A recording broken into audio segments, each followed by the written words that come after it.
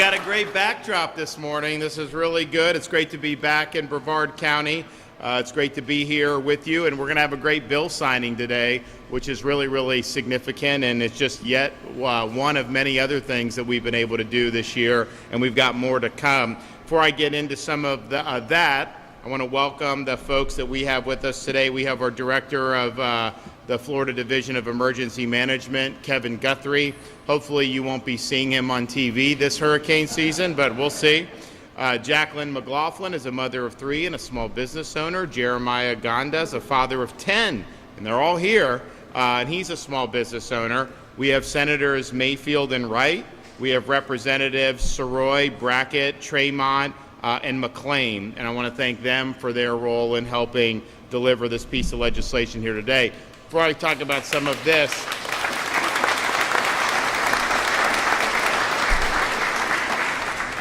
they've come out with, they come out with these things, and it is what it is, but Florida, yet again, was ranked #1 for parent empowerment when it comes to education. And we're very proud of that because we've stood up for the rights of parents to direct the education upbringing their kids, making sure parents have a role in knowing what's being taught in their kids' schools, and then school choice, empowering parents to choose the best school possible regardless of income. So we were able to do that. I think we've been #1 most years in that since I've been governor, but I think that's a confirmation that we're standing for parents and children. And then there was another thing I started seeing this morning, U.S. News, Florida #1 in education. And, you could tell, like, they didn't want to admit that. It was like, oh, well, they've been controversial in education, and yet the data is very clear that we're #1. Part of the reason...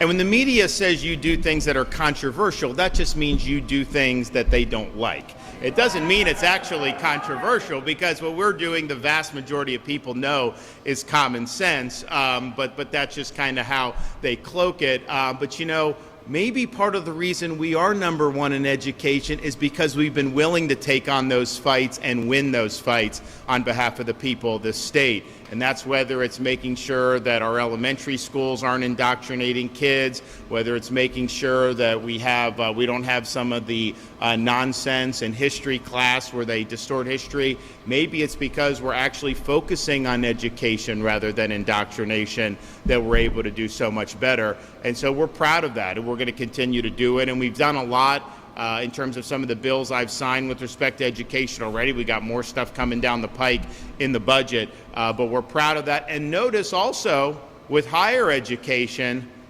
you weren't allowed to take over university campuses in Florida with your nonsense. That does not fly here.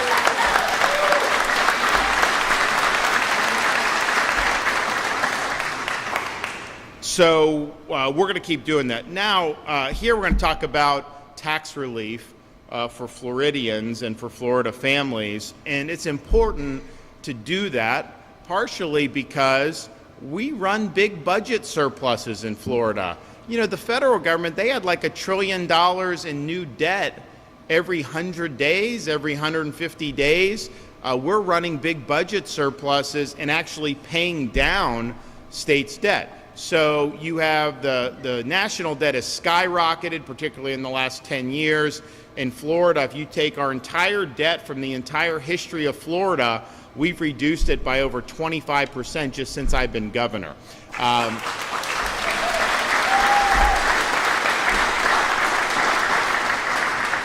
I got a friend of mine that's a U.S. congressman. He's very smart, MIT. So he created the national debt clock that they have in like New York City, where it's constantly being rung up, and he made it so that you had one he can wear on his jacket pocket, and it's like GPS and Bluetooth, and so it's constantly updating it. He charges it, all this stuff, and so he brought me one and gave me one, and I looked at it. I'm like, it's nice, but would you mind doing a debt clock for the state of Florida? Because it would be a lot different. Instead of counting up, that debt clock would be counting down. Imagine that.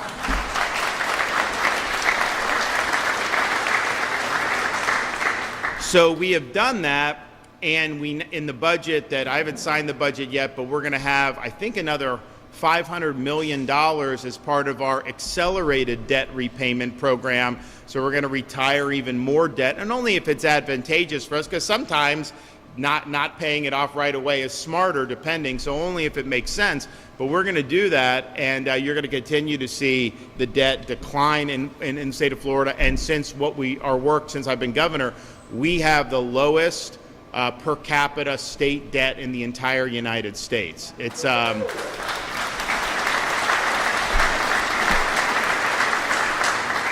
I think and this would never happen, so just like, but if somehow the state of Florida just sent you a bill for your share of the state of Florida's debt, I think it's about $600 per Floridian. If the federal government were to send you a bill for your share of the federal debt as an individual American, I think you'd owe over $100,000 to do that. So it's night and day in terms of what we're dealing with here. So we've been able to do that.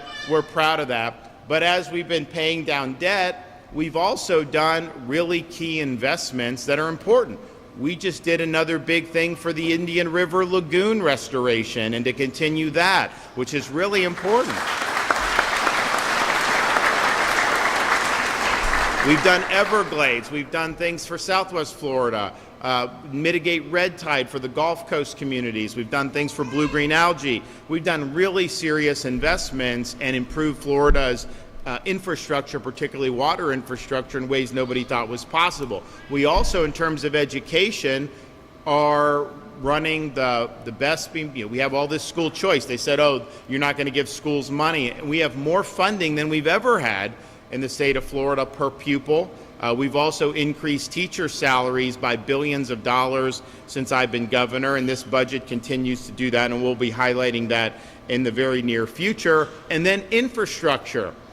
We've got all these people moving here, and some states just beg people to move to their state. We don't do that. I mean, it's a free country, but they're coming because they know it's a better quality of life and it's better governed.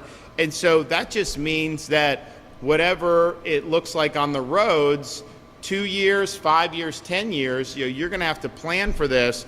So we saw that. We already have places throughout Florida, particularly Central Florida, where there's bottlenecks. So we have put in $5 billion to accelerate projects in addition to what we're already doing. So we're moving projects up that weren't even supposed to start until next decade. We're starting them now, and you're going to end up completing these 7 to 15 years ahead of schedule. That's a lot of time saving people to sit in very bad traffic. So on infrastructure, we've been doing really, really well. And yet, with that, you're going to see a budget that is basically similar to last year's. We're not increasing spending overall because we're making prudent decisions. But when you're running big budget surpluses, you've got to be able to return some of that back to the taxpayers. And so that's what we've done, and that's what we're doing here today with our tax relief package. First, we have already started part of this, the toll relief. So we're doing another $500 million in toll relief. So all of our commuters this started on April 1st. All of our commuters on a monthly basis, they get a 50% reduction in tolls at the end of each month. You don't have to do anything. All you have is your pass. You go, they click you, and as you get a certain number of clicks, once you reach the threshold where we know you're a commuter, then they just reduce your tolls by 50%. Now, that is something that's a very big deal, especially in parts of Central Florida where there's a lot of tolls and people get hit with these tolls. So that's great. That's been very successful. We did that in 2023. We're now doing it again starting April of 2024, and that'll run for a full year, calendar year, from 2024, April 1st, all the way to the end of March of 2025. And that makes a difference, especially as gas prices are going back up. People need relief. So that saves families. Some families are saving hundreds of dollars just on toll relief because of what we've done.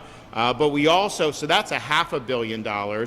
Then we have the bill I'm signing today, which is another $1 billion+ in tax relief for Florida families. House Bill 7073 adds to what we've done on toll relief to make the total savings for taxpayers in excess of $1.5 billion. And just to put that in perspective, before I became governor, we never even came close as a state to doing even $1 billion in tax relief. I think the record was probably like $400 million, $500 million.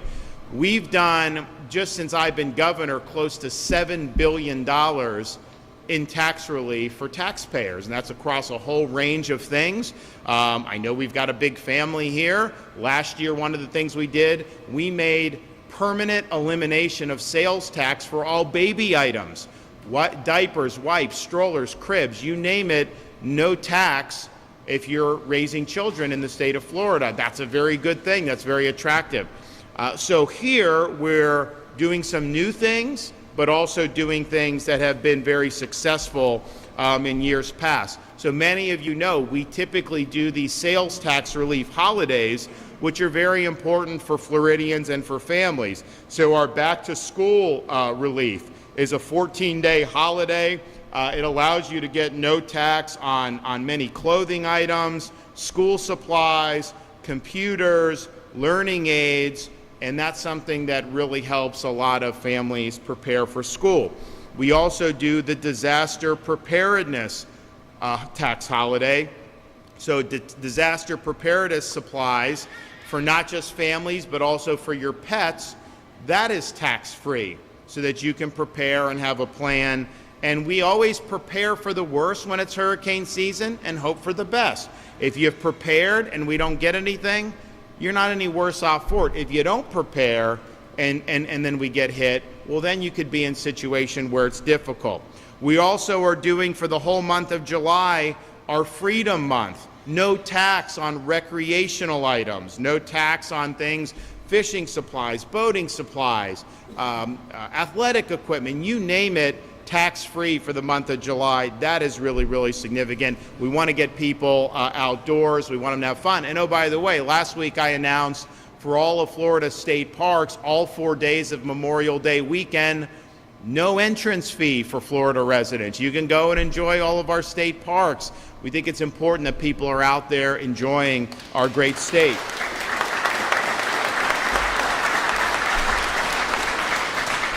We also have our tool time tax holiday for tools used in trades, power tools, tool belts, boxes, things like that. That's September 1st to 7th. And that saved a lot of people a lot of money. And some people are handymen, they're in business in this, but other people just have it around their house, and that's fine. Use it. We really want to do that. So the back to school sales tax holiday will be July 29th to August 11th.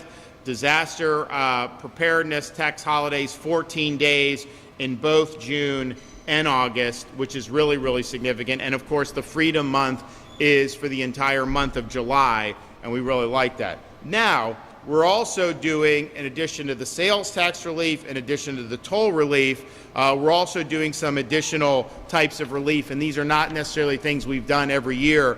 Some of this stuff is new.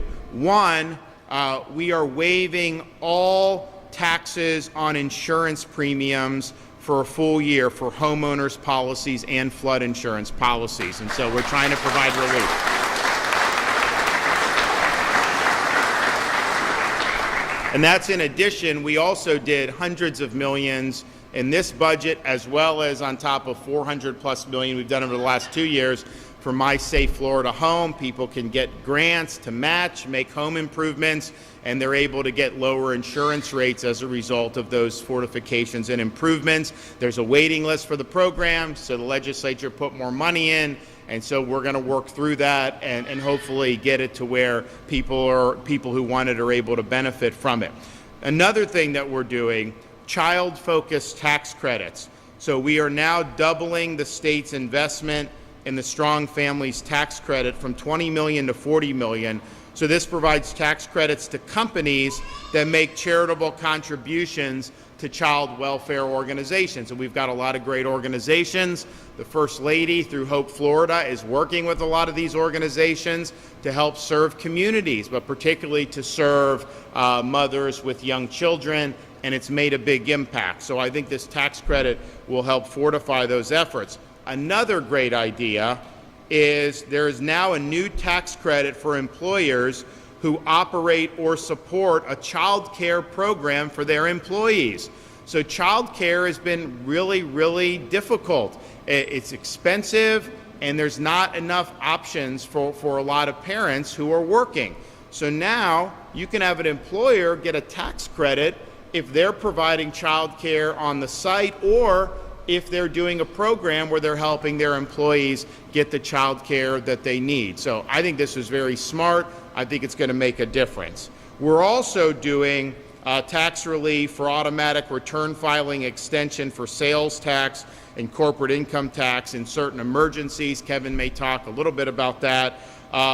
We are also creating a corporate income tax credit for businesses that hire Floridians with disabilities. And so this is 3 years, $5 million a year. And if you look at some companies that have done this, like Publix, they're providing opportunities for all these great people, that have unique abilities and have certain challenges. And these are very productive citizens, and they do a great job.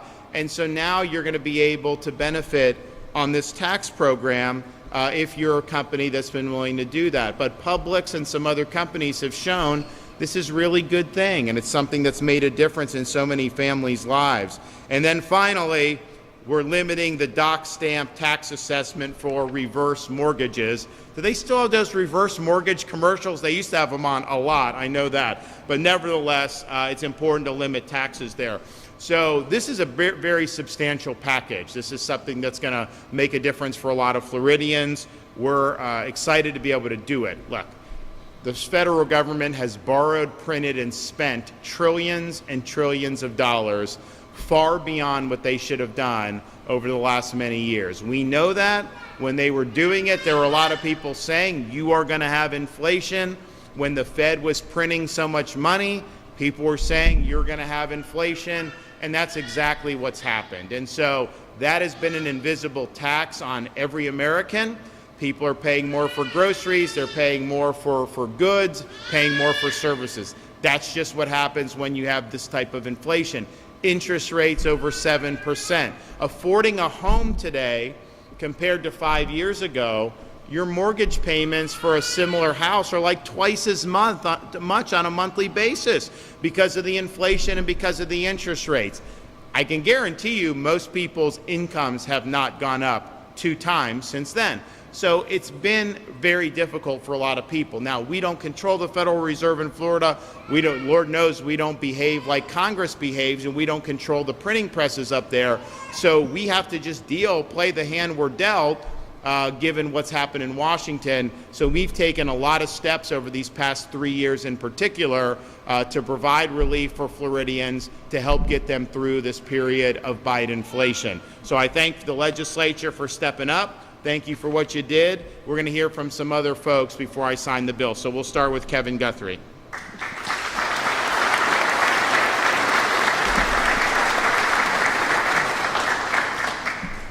Good morning, everyone. And Governor, as always, thank you for your leadership. You're steadfast in your support of the Florida Division of Emergency Management and emergency managers across the state, and I certainly appreciate that. My name is Kevin Guthrie. I'm the Executive Director of the Florida Division of Emergency Management. As the Governor has already said, this year's incredible tax relief package includes 2, not 1, but 2 14-day disaster preparedness sales tax holidays. Those dates are from June 1 through 14, and then again August 24th through September 6th, which lines up with the peak weeks of hurricane season. Some examples of the eligible tax-free items include reusable ice at $20 or less, flashlights and lanterns at $40 or less, batteries, fuel tanks, radios costing $50 or less, tarps and ground anchors or tie-down kits costing $100 or less, coolers, portable power banks costing $60 or less, smoke detectors, fire extinguishers, carbon monoxide detectors costing $70 or less. And one of my personal favorites that we saw an increase this year on is generators costing $3,000 or less. That's up $2,000 from last year's legislation. So again, Governor, thank you, and the legislature, thank you for everything that you're doing for us there on these tax-free holidays. The holidays also include several items related to the safe evacuation of household pets. Do not forget that your pets are a part of your family too. You can find a full list of disaster preparedness supplies included in the 2 tax-free holidays at floridarevenue.com/disasterprep. Now let me talk about preparedness for just a second. With the 2024 hurricane season right around the corner, right now is the best time to finalize your preparedness plans, identify what you need for your kit, and then take advantage of the tax holiday, June 1st through 14, to prepare that kit. We know that there are many, many predictions for a very active hurricane season. I don't want any of you to get focused on that. I want you to get focused on your family and just one.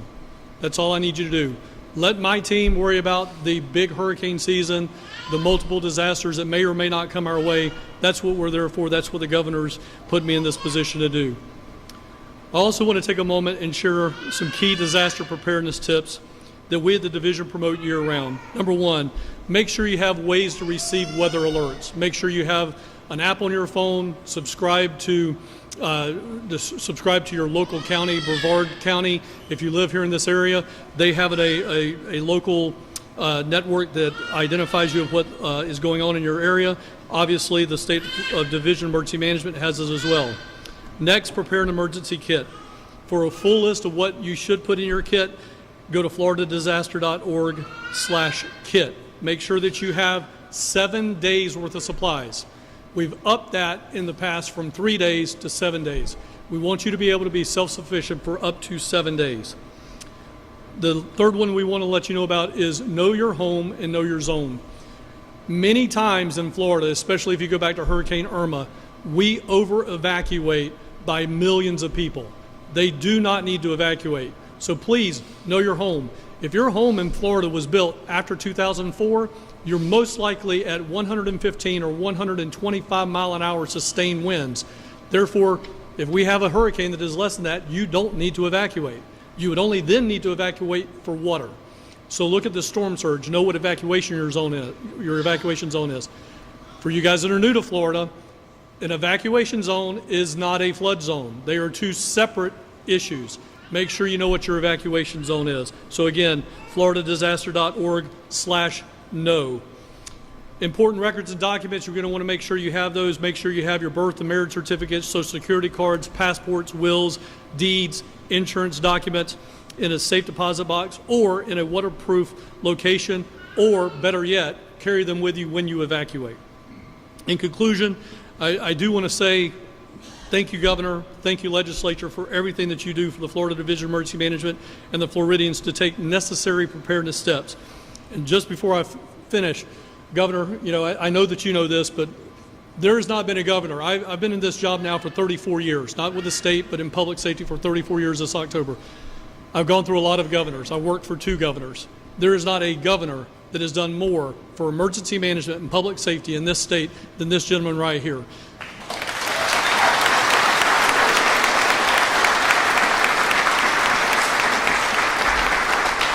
And I'm extremely happy to say that under his leadership and the policies that were enacted on his first day as governor, we've put $10.25 billion back in the hands of local governments to make sure that they're ready for the next storms. Thank you again, Governor. Appreciate you.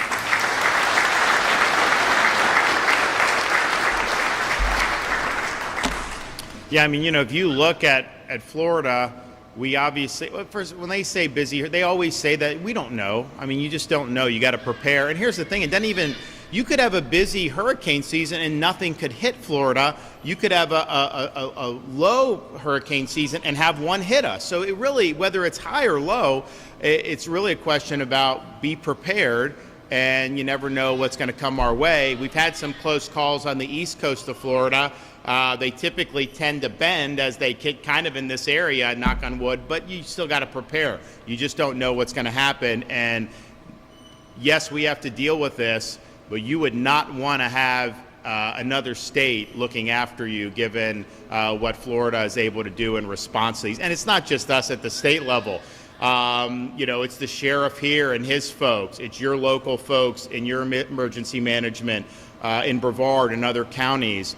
We've got a lot of great people that are involved in this. That's why you look at something like Hurricane Ian, Category 5, that not only hit Southwest Florida, swept across the entire midsection of the state, millions and millions of people without power, and it was the fastest power restoration in the history of major hurricanes. I can tell you, if that happened in some other states, there would have been people without power for like a month and a half. And instead, most people were within 48 hours, 72 hours. And then when there were some places in Fort Myers that was taking a little long at Cape Coral, we helped surge more people there to get that done. So that's just something that we think is important, and we're happy to do it. Hopefully we don't have to do it this summer, but we'll be prepared. But if you look at like Southwest Florida with Ian, it used to be you get hit with a Category 5, like you're wiped off the map and you never recover. Look, they had a lot of damage, don't get me wrong. But I mean, it is booming there. People are investing there. They're doing all this. So these things take time, but there is no question that area is going to be very, very strong for many, many years to come. And that's really what it's all. And I don't think, if we hadn't rebuilt the bridges, if we hadn't have done all those things very quickly, gotten the power back on, who knows what would have ended up happening. So Kevin's done a great job. His team's done a great job. And as I said, hopefully you can have an enjoyable summer without seeing his mug on your TV set. And if we're able to do that, then you're probably going to be okay. I'd also just, we're here at Gators Portside. I want to thank them for hosting us. I mean, they've got really fantastic stuff here. So if you haven't been, it's definitely worth doing. We're here in Port Canaveral. I know they'd love to see you. So take some time if you're in the area and stop by. Okay, we're going to hear from a couple of our residents. So we'll start with Jacqueline McLaughlin. Good morning. Thank you, Governor. What an honor it is to be here today with the greatest governor, I think, in the country, in the free state of Florida, talking about our favorite thing, tax relief.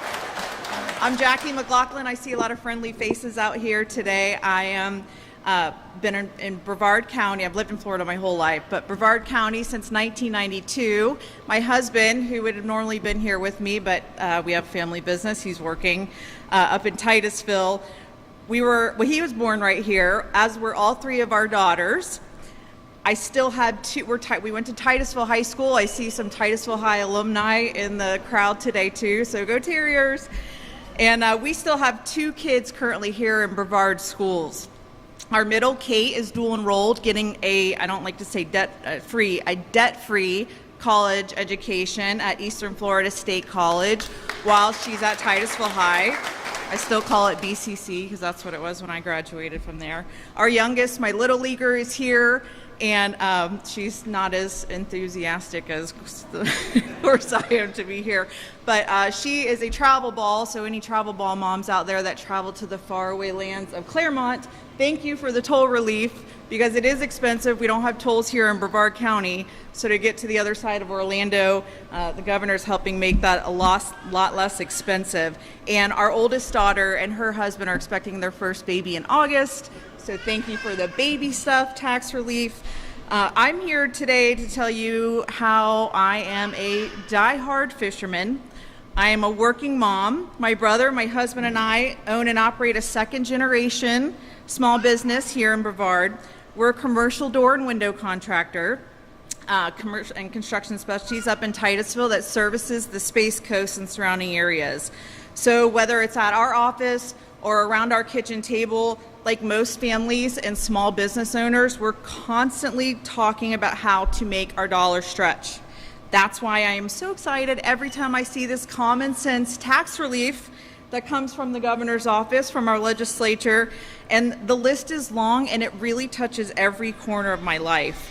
Parents in here, I can hear the parents in here, know how expensive it is to send our children back to school, to have them active in sports, and that's just our side of it. I'm the daughter of a veteran teacher, 25 years here in Brevard. She's about to retire, and I cannot count how much money out of her pocketbook that she put into her classroom. And even when we didn't really have it, she found a way to make sure that we had the tools, not just my brother and I, but her students had the resources they needed to be successful in the classroom. So the continuance of the back to school holiday, it doesn't just affect my pocketbook as a mom, it's crucial to our teachers' wallets.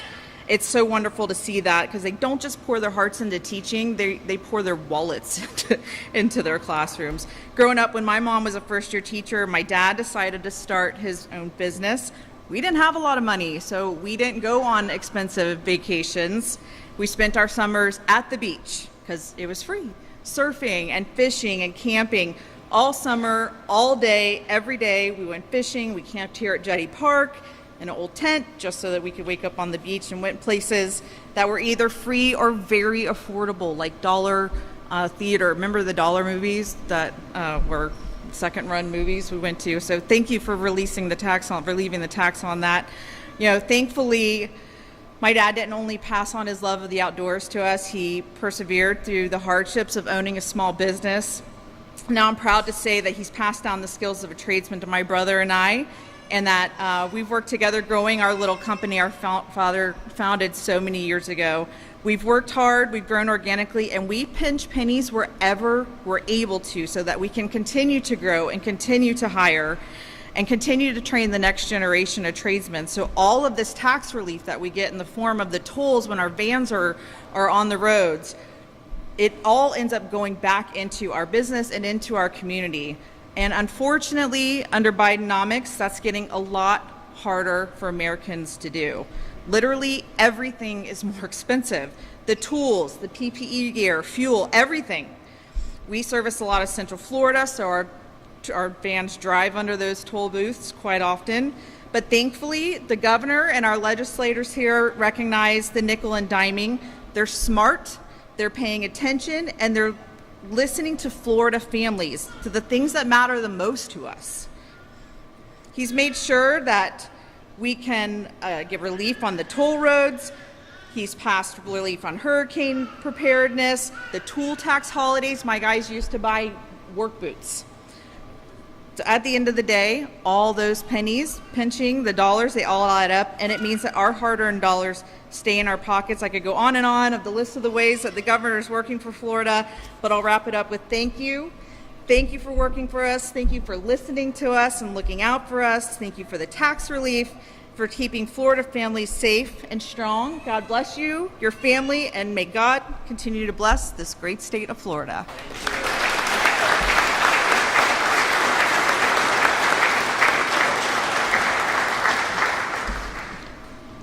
Thank you, Governor DeSantis. Thank you, Sheriff Wayne Ivey, my boss.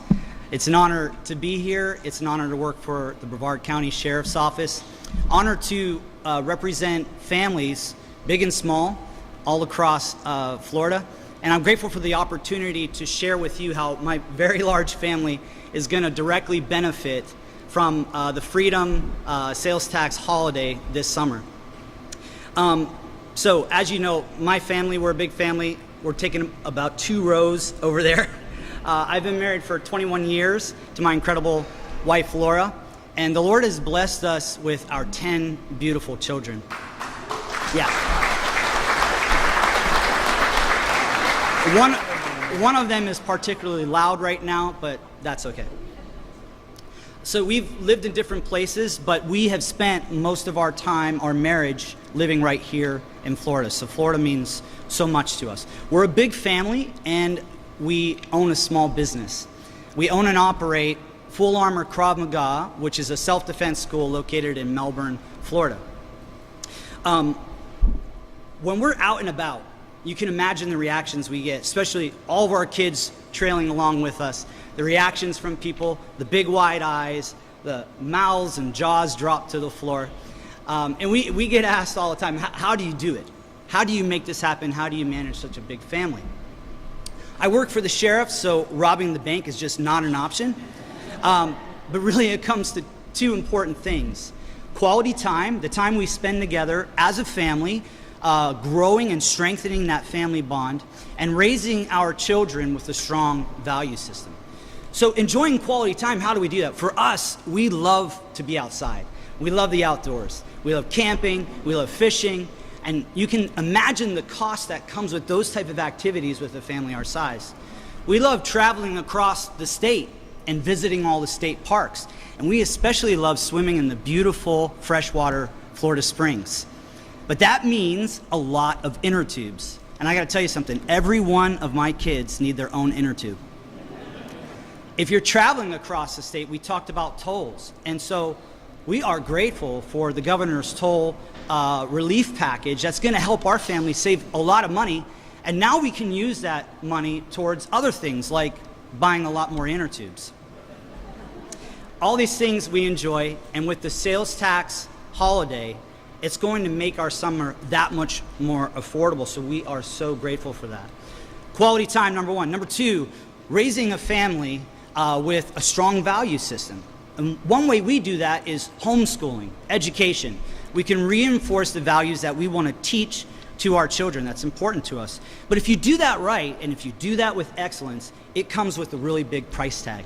So we are grateful for the sales tax holiday, the back to school savings that our family is going to receive when we purchase things like educational materials, resources, puzzles, when we purchase clothing, all those things that enrich our children's education. We're grateful for that. As a middle class family, raising 10 children, being frugal is a necessity. And especially now in the times we live in, when you have crazy high inflation, when the economy is really hurting us right now, it's at that time that we look at the tax relief that the governor is initiating and creating for us. And now, using the freedom sales tax holiday, our family and other families all across Florida can start to do the things we want to do this summer to build those precious memories that strengthen our family. And we're grateful for it. And now here we are, and we can have a summer that our family is going to remember forever. And so we thank you, Governor, and we appreciate it. God bless you all.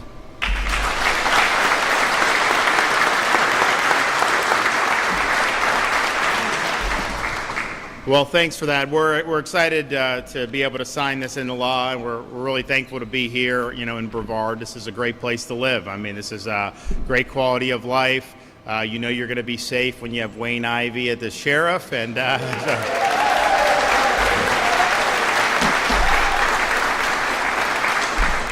and I know we've had a lot of good folks here, really involved in education, a lot of other stuff. So good on Brevard for that. So anyone that's going to participate in the bill signing, you can come up and stand behind here, and we'll make it official. So come on up if you're participating.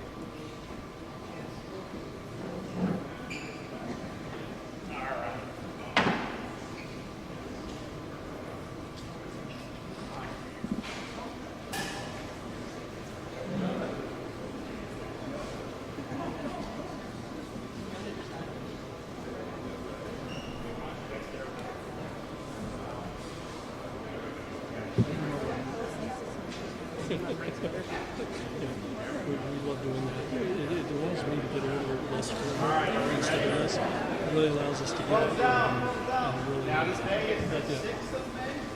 7th? 7th? 7th.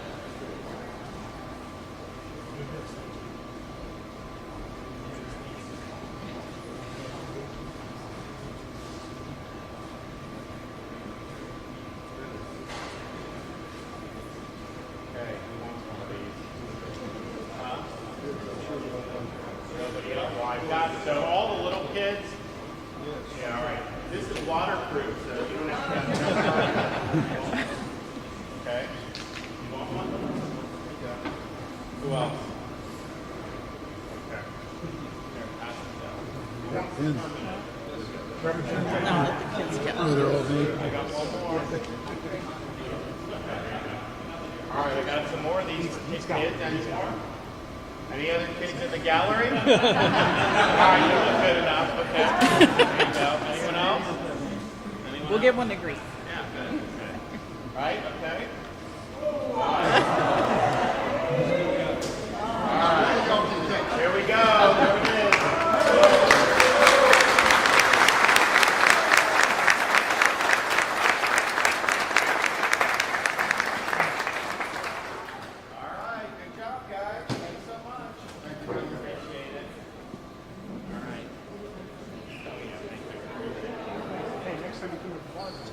I know, we should. Safe travels, Governor. Yep.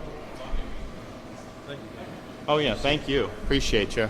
Thank you, sir. Thank you. Yeah, thank you. Yeah, of course. Thanks, buddy. Yeah. Well, we were able to hand out the non-permanent markers for the kids. We learned our lesson on that years ago. And if you're keeping track of 10 kids at home, I think the last thing you want to have to worry about is Sharpie all over the walls of the house or all over them. But I will say, if you have any advice on helping with a very testy 4-year-old, my wife and I would love that, because we've got a lot going on, even with 3 in our household. So this is great tax relief. We're going through the budget. We're going to be able to sign the budget probably in the not too distant future. And I think it's going to, we've highlighted a lot, we'll highlight more, but this is really as good as it gets in terms of how government's supposed to operate. I can tell you, they're taxing and spending in states like New York and Illinois like you wouldn't believe, and the citizens are getting hosed as a result of that.